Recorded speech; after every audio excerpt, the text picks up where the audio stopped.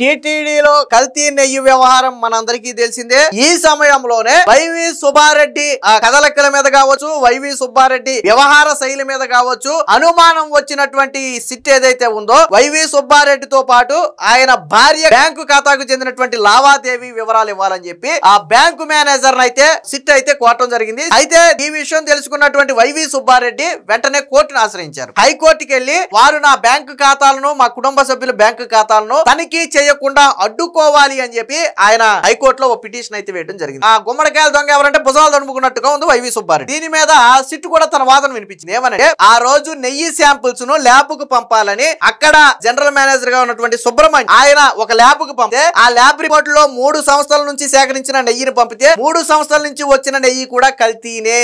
ఆ 3 కంపెనీలను వెంటనే బ్లాక్ లిస్ట్ లో పెట్టాలి, లేదా కంపెనీల మీద చర్యలకు వెంటనే వైవి సుబ్బారెడ్డి ఆదేశించాలి, లేదా విచారణకు ఆదేశించాలి. వైవి సుబ్బారెడ్డి వాళ్ళ మీద చర్యలు తీసుకోవాలి. అదే సంస్థలను తర్వాత కొనసాగించారు. అంటే ఆ సంస్థ కల్తీ చేస్తుందని తెలిసి కూడా కొనసాగించారు అంటే మీ స్వలాభం లేకుండా ఎందుకు కొనసాగించుంటారు? ఇక్కడ ఇది కదా సిట్ అడిగే ప్రశ్న.